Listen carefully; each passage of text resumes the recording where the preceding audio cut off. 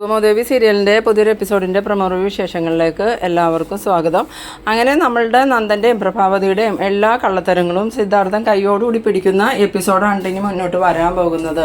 അത് വേറൊന്നുമല്ല, ദേവിക അത്രയ്ക്കും അത്യാവശ്യമായിട്ടുള്ള ഒരു ഫയലാണ് വീട്ടിൽ കൊണ്ടുവന്ന് സൂക്ഷിച്ച് വച്ചേർന്നത്. ആ ഫയല് ദേവികയുടെ ബെഡ്റൂമിൽ നിന്ന് നഷ്ടപ്പെടുക എന്ന് പറഞ്ഞിട്ടുണ്ടെങ്കിൽ ഒന്നിലെ അത് പ്രഭാവതി എടുക്കണം, ഇല്ലെങ്കിൽ നന്ദൻ എടുക്കണം എന്നുള്ള കാര്യത്തിൽ ദേവികയ്ക്ക് വേറെ സംശയമൊന്നുമില്ല. ഇതിനു മുമ്പ് പ്ലാന്റിന് അനുമതി കൊടുത്തത് എന്തിനാണ് സിദ്ധാർത്ഥൻ ചോദിച്ചപ്പം ദേവിക ഒരിക്കലും നന്ദനും പ്രഭാവതിയും പറഞ്ഞിട്ടാണ് സിദ്ധാർത്ഥനോട് പറഞ്ഞിട്ടുണ്ടായിരുന്നില്ല.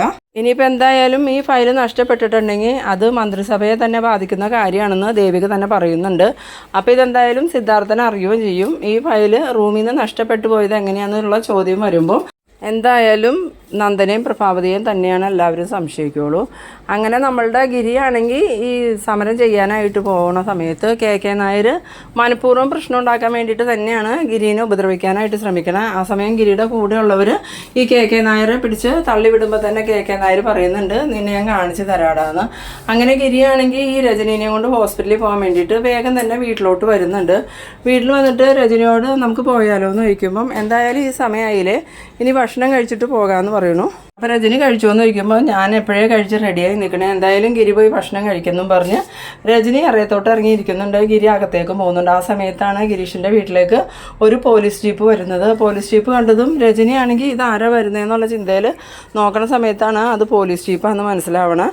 അങ്ങനെ രജനിക്കാണെങ്കിൽ ഭയങ്കര പേടിയാവുന്നുണ്ട്. അങ്ങനെ പേടിയോടുകൂടി രജനി അകത്തേക്ക് കയറി വന്നിട്ട് ഗിരി ഒരു പോലീസ് ജീപ്പും കൂടെ വരുന്നുണ്ടെന്ന് പറയണു. ആ സമയത്ത് ഗിരി ചോദിക്കുന്നുണ്ട്, പോലീസ് ജീപ്പോ അതെന്തിനാ ഇവിടെ വന്നേന്ന് ചോദിക്കുമ്പോൾ ഇന്ന് ഗിരി സമരത്തിന് പോയിട്ട് എന്തെങ്കിലും പ്രശ്നം ഉണ്ടായോ എന്ന് ചോദിക്കുന്നു. ആ സമയത്ത് ഗിരി പറയുന്നുണ്ട്, ഒരു ചെറിയ പ്രശ്നം ഉണ്ടായി, അതിന് പോലീസ് പറഞ്ഞ കാര്യമൊന്നുമില്ലല്ലോ എന്ന് പറയുമ്പം രജനി പറയുന്നുണ്ട്, ഞാൻ അപ്പോഴേ പറഞ്ഞതല്ലേ ഗിരിയോട് അയാളൊക്കെ അപകടകാരിയാണ്, അതിലൊന്നും ഇടപെടാൻ പോകണ്ടാന്ന്. അപ്പോൾ ഗിരിക്കല്ലായിരുന്നു വാശിയെന്നും പറഞ്ഞുകൊണ്ട് രജനി സങ്കടപ്പെടുന്നുണ്ട്. ആ സമയത്ത് ഗിരി പറയുന്നുണ്ട്, എന്തായാലും നീ സങ്കടപ്പെടാണ്ടിരിക്കുക, ഞാൻ പോയി കാര്യം എന്നാന്ന് ചോദിക്കാമെന്നും പറഞ്ഞുകൊണ്ട് ഗിരീഷിനാണെങ്കിൽ പുറത്തേക്ക് ഇറങ്ങി വരുന്നുണ്ട്.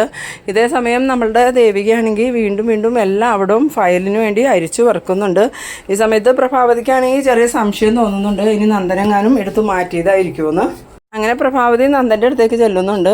എന്നിട്ട് നന്ദനോട് ചോദിക്കുന്നുണ്ട്, നന്ദ ദേവിക അന്വേഷിക്കുന്ന ഫയൽ നീ കണ്ടായിരുന്നു എന്ന് ചോദിക്കുമ്പം ഈ നന്ദനാണെങ്കിൽ നിന്ന് പരുങ്ങുന്നുണ്ട്. അപ്പോൾ തന്നെ പ്രഭാവതിക്ക് ഉറപ്പാവുന്നുണ്ട് ആ ഫയൽ നന്ദനെടുത്ത് മാറ്റിയേക്കണേന്ന്. എന്താ നന്ദ എന്തെങ്കിലും പ്രശ്നമുണ്ടോ എന്ന് ചോദിക്കുമ്പോൾ അമ്മ വന്നേ ഞാൻ അമ്മയോടൊരു കാര്യം പറയാമെന്നും പറഞ്ഞ് ഈ നന്ദനാണെങ്കിൽ റൂമിലോട്ട് കൊണ്ടുപോകുന്നുണ്ട്. റൂമിൽ ചെന്നതും പ്രഭാവതി ചോദിക്കുന്നുണ്ട്, എന്താ നന്ദ എന്തെങ്കിലും പ്രശ്നമുണ്ടോ, നീയാണ് ആ ഫയൽ എടുത്തതെന്ന് ചോദിക്കുമ്പം അതെ അമ്മേ ഞാൻ ആ ഫയൽ എടുത്തു. എന്നിട്ട് നീ ആ ഫയൽ എന്ത് ചെയ്തു എന്ന് ചോദിക്കുമ്പം അത് ഞാൻ ഇവിടെ തന്നെ മാറ്റി വെച്ചിട്ടുണ്ട്, നീ എന്തിനു വേണ്ടി ആ ഫയൽ എടുത്തതെന്ന് ചോദിക്കുമ്പം അത് ഇസബല്ല പറഞ്ഞിട്ടാണ്. ആ സമയത്ത് പ്രഭാവതി ചോദിക്കുന്നുണ്ട്, ഇസബല്ലയ്ക്ക് എന്തിനാ ആ ഫയലെന്ന് ചോദിക്കുമ്പം അതൊന്നും എനിക്കറിയില്ല, കുരുവിള സാറിന് ആ ഫയലുമായിട്ട് എന്തോ കാര്യമുണ്ട്, അതുകൊണ്ട് എന്നോടത് മാറ്റി വയ്ക്കാൻ പറഞ്ഞു. അപ്പോൾ ദേവി ഇപ്പോൾ അത് അന്വേഷിച്ചുകൊണ്ടിരിക്കുമല്ലേ എന്ന് ചോദിക്കുമ്പം ആ ദേവിക കുറേ നേരമായി അത് അന്വേഷിക്കണു, അത് കിട്ടിയില്ലെങ്കിൽ വലിയ പ്രശ്നമാവുന്നാലോ എന്താ പറയണേന്ന് പറയുമ്പം എന്ത് പ്രശ്നം, ഇതിപ്പോൾ ഇസബല്ലയ്ക്ക് കൊടുത്തില്ലെങ്കിൽ അതിനും വലിയ പ്രശ്നമാവും, അമ്മയ്ക്ക് അറിയില്ലേ കാര്യങ്ങളൊക്കെ, ഇത് ഇസബല്ലയ്ക്ക് കൊടുക്കാതിരിക്കാൻ പറ്റില്ല എന്ന്. ആ സമയത്ത് പ്രഭാവതി പറയുന്നുണ്ട്, ഇത് CMമായി ബന്ധപ്പെട്ട ഫയലാണെന്നാണ് ദേവിക പറഞ്ഞത്, ഇത് കിട്ടിയില്ലെങ്കിൽ വലിയ പ്രശ്നമാവും, അത് മന്ത്രിസഭയെ തന്നെ മറിച്ചിടാൻ ശക്തിയുള്ള ഫയലാണെന്നാണ് ദേവിക പറഞ്ഞത്. അതുകൊണ്ട് നന്ദ ഇതിൽ നമ്മൾ റിസ്ക് എടുക്കാൻ നിൽക്കണ്ട, ആ ഫയൽ നീ തിരിച്ചു കൊടുക്കുക, ഇല്ലെങ്കിൽ വലിയ പ്രശ്നമാവട്ടെ നന്ദ.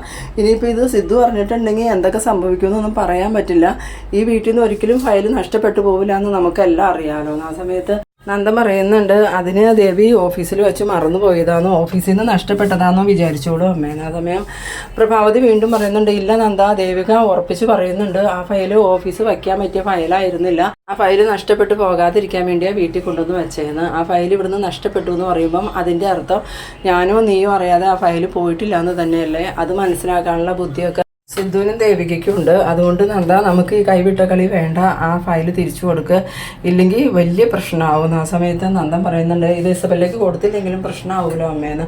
ഇതേ സമയം നമ്മളുടെ ദേവികയാണെങ്കിൽ താഴെ വന്നിട്ട് മുരളിയോട് പറയുന്നുണ്ട്, മുരളിയേട്ടാ ഞാനിവിടെ വെച്ചിരുന്ന ആ ഒരു ഫയൽ കാണുന്നില്ല, അതെന്ത് പറ്റി ദേവിക ഇനി ഓഫീസിലാണ് വെച്ചതെന്ന് വയ്ക്കുമ്പം ഇല്ല മുരളിയേട്ടാ ഞാനത് ഓഫീസിൽ വെച്ചില്ല, ഓഫീസിൽ വയ്ക്കാൻ പറ്റിയ ഫയലല്ലായിരുന്നു, അത്രയ്ക്കും അത്യാവശ്യമുള്ള ഫയലായതുകൊണ്ട് ഞാൻ ഇവിടെ കൊണ്ടുവന്നാൽ സൂക്ഷിച്ചിരുന്നത്, അതിപ്പോൾ കാണുന്നില്ല. ആ സമയം മുരളി പറയുന്നുണ്ട്, അങ്ങനെ കാണാണ്ട് പോകണേ എങ്ങനെയാണ്, ഇവിടെ വേറെ ആരും ഇല്ലല്ലോ, ദേവിക ഒന്നും കൂടി ഒന്ന് നോക്കുന്നു. ആ സമയം ദേവിക പറയുന്നുണ്ട്, ഞാൻ ഒന്നും കൂടി ഒന്ന് നോക്കട്ടെ മുരളിയേട്ടൻ അതുവരെ ഒന്ന് വെയിറ്റ് ചെയ്യുന്നു പറഞ്ഞ് ദേവിക വീണ്ടും പോകുന്നുണ്ട്. ഈ സമയത്ത് സിദ്ധാർത്ഥൻ ഇത് കേട്ടോണ്ടാണ് വരുന്നത്. എന്നിട്ട് മുരളിയോട് ചോദിക്കുന്നുണ്ട് എന്താ മുരളി പ്രശ്നം എന്ന് ചോദിക്കുമ്പോൾ ദേവികയുടെ മുറിയിൽ വെച്ചിരുന്ന ഒരു ഫയൽ കാണണില്ല എന്ന്. എന്ത് ഫയലാന്ന് ചോദിക്കുമ്പോൾ അത് CM-മായി ബന്ധപ്പെട്ട ഒരു ഫയലായിരുന്നു. അതെന്തിനാ അവൾ ഇവിടെ കൊണ്ടുവന്ന് വെച്ചാൽ ഓഫീസിൽ വെച്ചാൽ പോരായിരുന്നു എന്ന് സിദ്ധാർത്ഥൻ ചോദിക്കുമ്പോൾ അതല്ല സിദ്ധാർത്ഥ സാറേ, അത് ഇവിടെ വെക്കേണ്ട ഫയലായിരുന്നു, അത് ഓഫീസിൽ വെച്ചാൽ നഷ്ടപ്പെട്ടു പോയെങ്കിലോ എന്ന് വിചാരിച്ച് പേടിച്ചിട്ടാണ് ദേവിക അതിവിടെ കൊണ്ടുവന്ന് വെച്ചിരുന്നത്. ഇപ്പം അത് കാണുന്നില്ല എന്നാണ് പറയണേ. സമയത്ത് സിദ്ധാർത്ഥൻ ചോദിക്കുന്നുണ്ട് ഇവിടെ ദേവികയുടെ റൂമിലിരുന്ന ഫയൽ എങ്ങനെ നഷ്ടപ്പെടാനാ, അത് അവിടെ തന്നെ കാണും, ശരിക്കും ഒന്ന് നോക്കിയാൽ മതി എന്ന്. പിന്നീട് നമ്മളുടെ ദേവിക വീണ്ടും റൂമിൽ ചെന്നിങ്ങനെ എല്ലാവിടവും പരിശോധിക്കുന്നുണ്ടെങ്കിലും ഈ ഫയൽ മാത്രം കിട്ടുന്നില്ല. പിന്നീട് ദേവികയ്ക്ക് സ്വയം തോന്നുന്നുണ്ട് കുന്തം പോയാൽ കുടത്തിലും തപ്പണം എന്നല്ലേ, നന്ദൻ്റെ ഷെൽഫും കൂടി ഒന്ന് തപ്പിയേക്കാമെന്നും പറഞ്ഞുകൊണ്ട് ദേവികയാണെങ്കിൽ നന്ദൻ്റെ അലമാര തുറക്കാൻ നോക്കുമ്പോൾ അതിൻ്റെ താക്കോല് കാണുന്നില്ല. പിന്നീട് നന്ദു എന്തായി ഈ അലമാര പൂട്ടി വെച്ചേക്കണേന്നുള്ള സംശയത്തിൽ വേഗം തന്നെ സാധാരണ താക്കോല് വെക്കണോടത്ത് നോക്കുമ്പം അവിടെ നിന്ന് താക്കോല് എടുത്തിട്ട് നന്ദൻ്റെ ഷെൽഫ് തുറന്ന് ഷർട്ടുമൊക്കെ മാറ്റി നോക്കുന്ന സമയത്ത് ദേവിക അന്വേഷിക്കുന്ന ആ ഒരു ഫയൽ അതിൻ്റെ ഉള്ളിൽ നിന്ന് കിട്ടുന്നുണ്ട്. അത് കിട്ടിയതും ദേവികയ്ക്കാണെങ്കിൽ ആകെ സംശയമാവുന്നുണ്ട്, ഈ ഫയൽ എങ്ങനെ ഇവിടെ വന്നു, നന്ദുവിൻ്റെ ഷെൽഫിൽ ഇത് ഒരിക്കലും വരില്ലല്ലോ, ഇവിടെ എന്തൊക്കെയോ കാര്യങ്ങൾ നടക്കുന്നുണ്ട്, കുറച്ച് ദിവസങ്ങളായിട്ട് എനിക്ക് പല കാര്യത്തിലും സംശയമുണ്ട്, ഇനിയിപ്പം ഒരു ഫയലും ഇവിടെ വയ്ക്കാൻ പറ്റാത്ത അവസ്ഥയാണ്, നന്ദുവും അമ്മയും എന്തൊക്കെയോ കാര്യങ്ങൾ എന്നിൽ നിന്നും മറയ്ക്കുന്നുണ്ട്, അതുകൊണ്ട് തന്നെ ഈ ഫയൽ നന്ദു മനഃപൂർവ്വം മാറ്റിയതായിരിക്കുമെന്ന്. ഇത് കാണിക്കുന്നത് നമ്മളുടെ ഗിരീഷിനെ ആണെങ്കിൽ പോലീസ് അറസ്റ്റ് ചെയ്ത് കൊണ്ടുപോകാൻ പോവാണ്. ആ സമയം ഗിരീഷൻ ചോദിക്കുന്നുണ്ട് ഞാൻ എന്ത് തെറ്റ് ചെയ്തിട്ടാ സാറേ നിങ്ങൾ എന്നെ അറസ്റ്റ് ചെയ്യാൻ വന്നേക്കണേന്ന് ചോദിക്കുമ്പോൾ KK നായരെ നിങ്ങളെ ആക്രമിച്ചു എന്നാണ് പരാതിക്ക് ഞങ്ങൾക്ക് നടപടി എടുക്കാതിരിക്കാൻ പറ്റില്ല, എന്തായാലും നിങ്ങൾ സ്റ്റേഷൻ വരെ ഒന്ന് വന്നെന്ന്. ആ സമയത്ത് ഗിരീഷൻ പറയുന്നുണ്ട് ഞാൻ അയാളെ ആക്രമിച്ചിട്ടൊന്നുമില്ല, അയാൾ എന്നെ ആക്രമിക്കാൻ നോക്കിയത്, അതൊന്നും ഞങ്ങൾക്കറിയില്ല, എന്തായാലും അയാൾ പരാതി തന്നതനുസരിച്ച് ഞങ്ങളിവിടെ വന്നതാ, നിങ്ങളെ അറസ്റ്റ് ചെയ്ത് കൊണ്ടുപോകുകയും വേണം, പിന്നെ നിങ്ങൾക്ക് കോടതിയിലോ സ്റ്റേഷനിലോ എന്തെങ്കിലും പറയാനുണ്ടെങ്കിൽ അവിടെ ചെന്നതിന് ശേഷം പറയാമെന്ന്. അങ്ങനെ പോലീസ് ഗിരീനെ കൊണ്ടുപോകുന്നുണ്ട്. ആ സമയത്ത് രജനിയാണെങ്കിൽ അമ്മയെ നോക്കിയ ഗിരിയെ പോലീസ് കൊണ്ടുപോകണമെന്നും പറഞ്ഞുകൊണ്ട് കരയുണ്ട്. ആ സമയത്ത് ഗിരിയുടെ അമ്മ പറയുന്നുണ്ട് എന്തായാലും നീ ഒരു പണി ദേവികയെ വിളിച്ച് വിവരം പറയാമെന്ന്.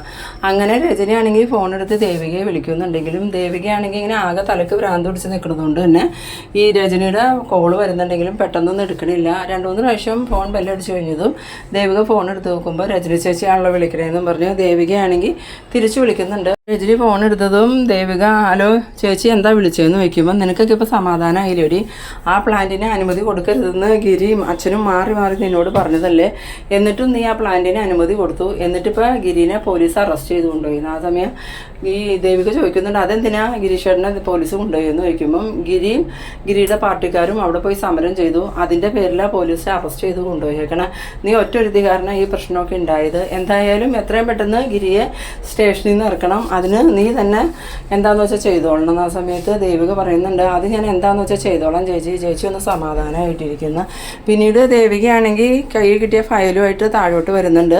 താഴെ വരുമ്പം അവിടെ വെച്ച് നമ്മളുടെ നന്ദനെയും പ്രഭാവതിനെയും കാണുന്നുണ്ട്. ആ സമയത്ത് ദേവികയുടെ ഇരിക്കുന്ന ഫയൽ കണ്ടിട്ട് നന്ദനാണെങ്കിൽ അത്ഭുതത്തോടു കൂടി ഈ ഫയൽ എവിടുന്നാ ദേവിക്ക് കിട്ടിയെന്ന് ചോദിക്കുമ്പം ഈ ഫയൽ എവിടുന്നാ കിട്ടിയെന്നോ, നന്ദു അല്ലേ ഇത് മാറ്റി വെച്ചത്. ആ സമയത്ത് നന്ദനാണെങ്കിൽ ഒന്നും അറിയാത്ത പോലെ ഇങ്ങനെ ഉരുണ്ട് കളിക്കുമ്പം ദേവിക പറയുന്നുണ്ട് നന്ദു അങ്ങനെ ഉരുണ്ട് കളിക്കുമൊന്നും വേണ്ട, ഇത് നന്ദുവിൻ്റെ ഷെൽഫിൽ നിന്ന് എനിക്ക് കിട്ടിയത്, ഈ ഫയൽ എങ്ങനെയാണ് നന്ദുവിൻ്റെ ഷെൽഫിൽ വന്നത്, എന്തായാലും എനിക്കിപ്പോൾ അത്യാവശ്യമായിട്ട് സ്റ്റേഷൻ വരെ ഒന്ന് പോകണമെന്ന് പറഞ്ഞ സമയത്ത് പ്രഭാവതി ചോദിക്കുന്നുണ്ട് എന്ത് പറ്റി മോളെന്ന് ചോദിക്കുമ്പം ഗിരീഷേട്ടനെ പോലീസ് അറസ്റ്റ് ചെയ്ത് കൊണ്ടുപോയി, എത്രയും പെട്ടെന്ന് സ്റ്റേഷനിൽ ചെന്ന് ഗിരീഷേട്ടനെ ജാമ്യത്തിൽ ഇറക്കണമെന്ന്.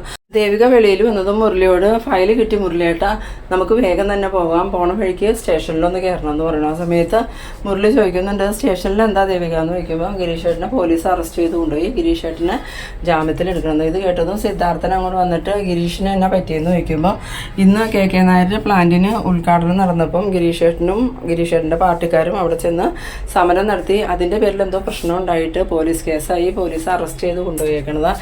രജനി ചേച്ചി എന്നെ ഇപ്പോൾ വിളിച്ച് വിവരം പറഞ്ഞേന്ന്. ആ സമയത്ത് സിദ്ധാർത്ഥൻ പറയുന്നുണ്ട് നീയായിട്ടുണ്ടാക്കിയ പ്രശ്നമല്ലേ, അതിന് നീ തന്നെ പരിഹാരം കണ്ടെത്ത്, ആ പ്ലാന്റിന് അനുമതി കൊടുക്കരുതെന്ന് നേരത്തെ തന്നെ ഗിരീഷിനും ഞാനും പറഞ്ഞിരുന്നത്, അതെങ്ങനെയാ MLA ആയിപ്പം മറ്റുള്ളവരുടെ വാക്കിന് വലിയ വിലയൊന്നുമില്ലല്ലോ എന്ന്.